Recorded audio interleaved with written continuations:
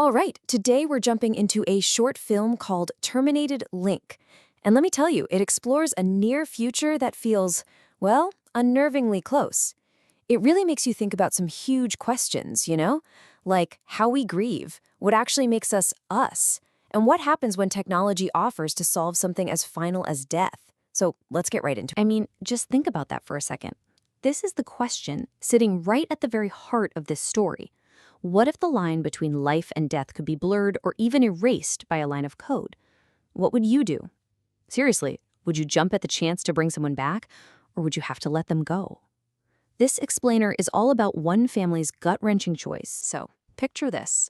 The story drops us right into a family that is just drowning in grief. The loss of a husband, a father, it's a fresh, open wound. And it's right into that raw, vulnerable moment that a corporation steps in. But they're not there to offer condolences. No, they have a proposition, one that seems to completely defy the laws of nature. Now, this is where it gets really interesting. From the wife's perspective, she's not just mourning the man who died. She's mourning a version of her husband that, for her, had disappeared long before he was actually gone. She remembers the soulmate, sure, but she also remembers the stranger he became.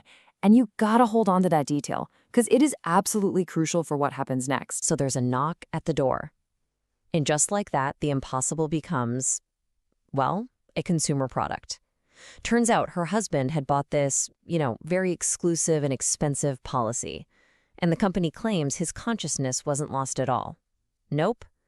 It was uploaded. It was saved. They have his mind, sitting on a server, just waiting. So how in the world does this technological resurrection thing even work? Well, according to the company, it's not some kind of magic. It's a slick, 3-step service. They've basically turned your very essence, your soul, into something that you can insure. See, it all starts with a policy, a simple financial decision. Then, the moment death occurs, the upload is triggered automatically. And finally, if the family agrees, that consciousness can be downloaded right into a new vessel body. It's sold as this clean, almost bureaucratic process for becoming immortal. And this is so important. They're not just offering you a folder full of old photos and emails. They call it a behavioral model. What they're selling is the idea of the person's essence, a thinking, feeling replica that can talk, that can remember, and theoretically, that can keep on living and loving. And you can just hear the sales pitch in this one line, can't you? It's the ultimate promise. Perfect fidelity. No bugs, no glitches, no changes. And the daughter, Kate, she just clings to that promise. The idea that she'll get back the exact same man who walked into that office.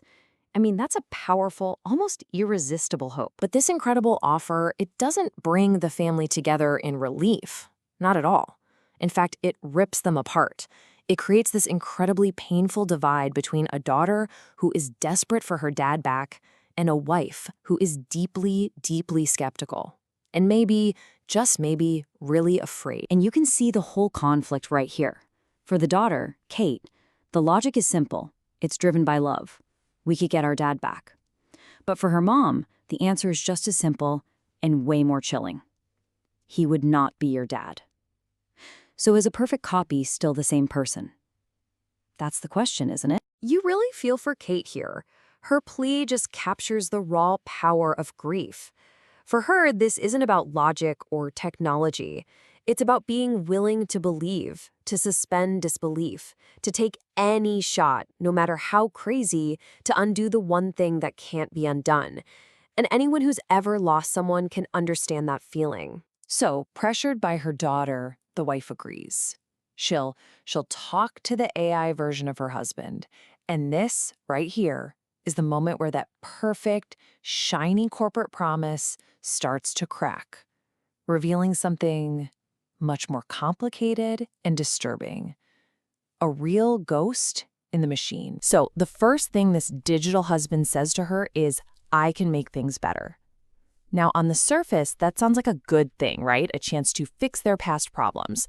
But if you listen closely, you can hear that little hint of control in his voice as she calls him on it. Instantly, She doesn't see a changed man. She doesn't see a second chance. She sees the exact same patterns, the same old unresolved pain. She confronts this AI, not with some fantasy, but with the cold, hard truth of the man he'd become. Because that behavioral model, it wasn't a curated highlight reel. It was a perfect copy, all right? Flaws and all. The AI didn't just replicate his good memories, it replicated the man who shut her out, who started drinking, who was controlling and bitter, and who made her feel like his misery was all her fault. The technology didn't erase their trauma, it just digitized it. And this is her devastating realization. That ghost in the machine, it's not just a passive echo, it's an active participant.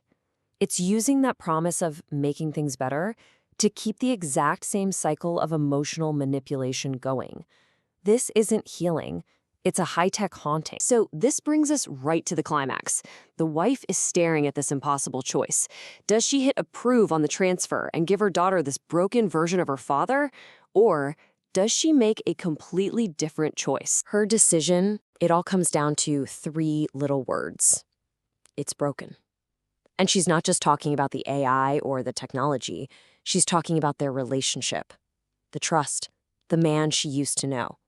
It's her declaring that some things just can't be fixed with a reboot. In the end, this isn't decided by a team of engineers or a corporate board. It all comes down to one person.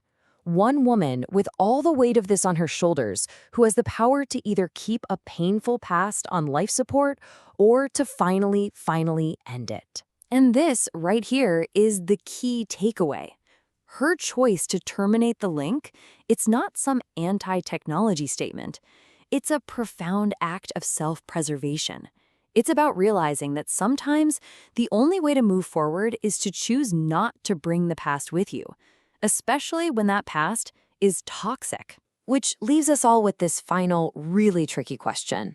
This film suggests that a truly perfect copy would have to include our flaws, our anger, our pain. So if we had this tech tomorrow, would we really want the whole unedited truth of a person? Or would we just want a cleaner, idealized version? And if it's not the whole truth, is it really them at all? Thank you for joining me on The Explainer.